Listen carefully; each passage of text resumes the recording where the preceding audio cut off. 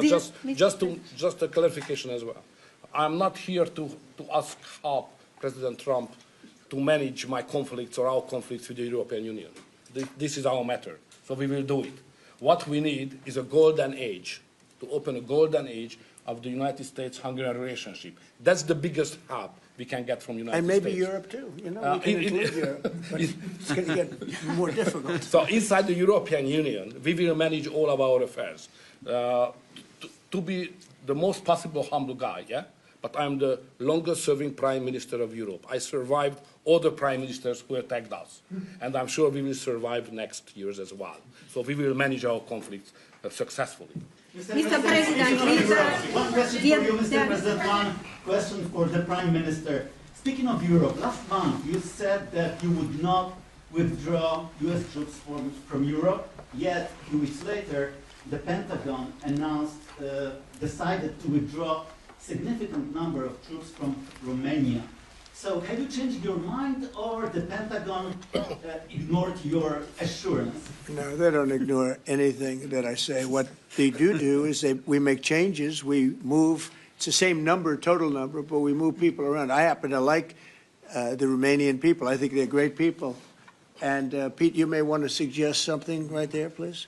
Absolutely. No, nothing was uncoordinated with the White House. It's all part of the view that we have of Europe, and there will remain troops in Romania, but there's some change in how we rotate and how many we rotate. And the relationship with Romania is very good, right? It's very good, and we've coordinated all this with Secretary General Ruta, with throughout EUCOM, throughout our allies. Everyone was notified in advance. The relationship with Romania is very good.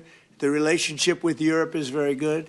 I disagree with what Europe is doing having to do with immigration, but I agree with them on many other subjects. We just signed the biggest trade deal ever made with Europe, $950 billion. We were able to do it because of tariffs. It was a deal that was good, very good, but we had a very unfair deal. We were treated very badly before I came into office, but we just signed. It's the single biggest trade deal ever signed.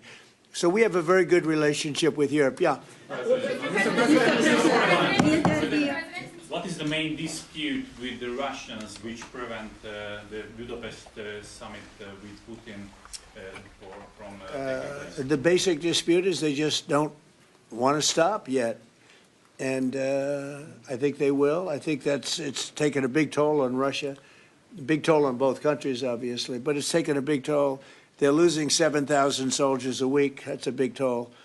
And between the two of them, divided, you know, with Russia losing more soldiers, actually. But they're both losing a lot of people.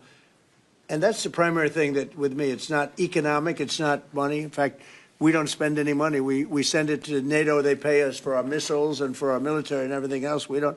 It's not a question of money. It was with Biden. He spent $350 billion. He got nothing for it.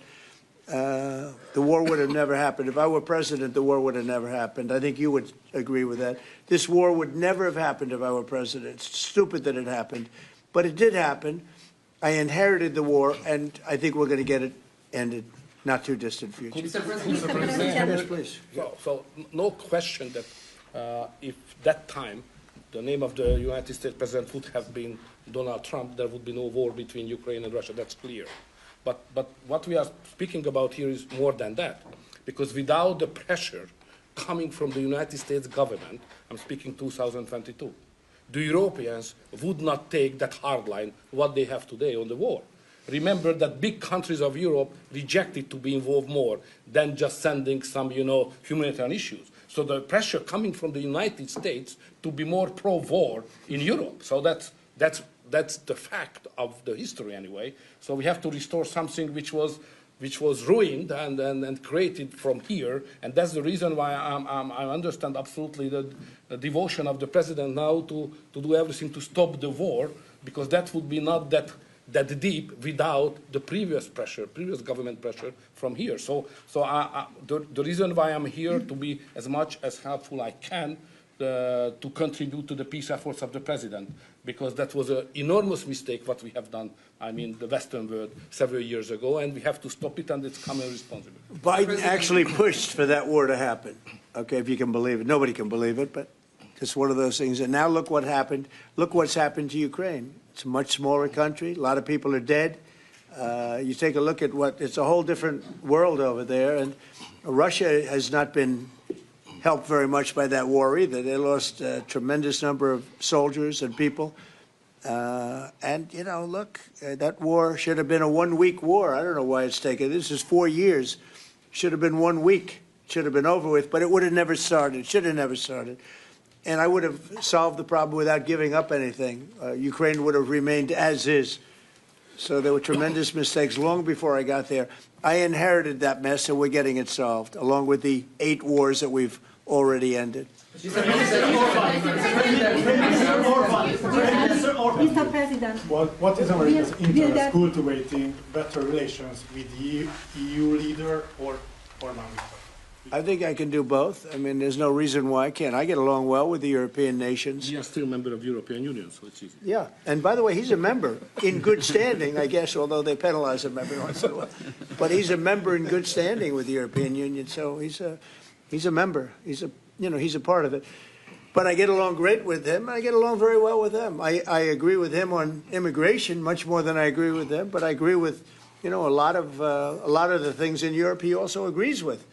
But he had a difference, I would say, primarily on immigration more than anything else, and I happen to think he was right, because their whole fabric has changed. I mean, you go to some of the countries, they're unrecognizable now because of what they've done. And Hungary is very recognizable. Yes, ma'am. Mr. President. Yes, Mr. President. Will there be a peaceful meeting in Budapest still this year? What do you think? You mean a meeting with President Putin? Yes. You mean in Hungary? Well, I'd like to keep it in Hungary, in Budapest. That meeting, it turned out I didn't want to do that meeting because I didn't think anything was going to be happening of significance. But if we have it, I'd like to do it in Budapest. Yeah, it'd be good. Mr. President, you said many times to support Viktor Orbán. Why is it important to win the next election, for example, for the United States, Hungary, and also Europe? Why is it important? Well, I don't know his opponent. I don't know if he has an opponent yet. At some point he will, I guess. We always have opponents, always. Right? Not much of an opponent. But I'll be supportive of him. He's done a fantastic job. We've had a great relationship. The United States... Look, we had a country that had no leader. It had an auto pen, illegal auto pen, totally illegal, and that's coming out stronger and stronger. But we had no leader in the United States. I mean, Hungary, as an example, had no relationship with the United States, even though we do, billions of dollars in trade with Hungary. Hungary's a big country economically. We do, billions of dollars in trade with Hungary. Why would they give that up? And they gave up so much else. Look, they gave up everything. This country was poorly run. I think if I didn't win the election, we might not have a country, if you want to know the truth. Not a recognizable country. But our relationship was immediately good as soon as I won the election, because Viktor's one of the people that's highly respected, and we had a great relationship with Hungary. We do again. That was an easy one. Yeah. Do you and Prime Minister Orbán agree on ways to put pressure on President Putin to come to the negotiating table to end the war in Ukraine? I think we agree that the war is going to end. Sometimes people have to fight it out a little bit longer, but I think we agree that the war is going to end in the not-too-distant future. Do you want to talk about that, Viktor? I have some ideas, and I will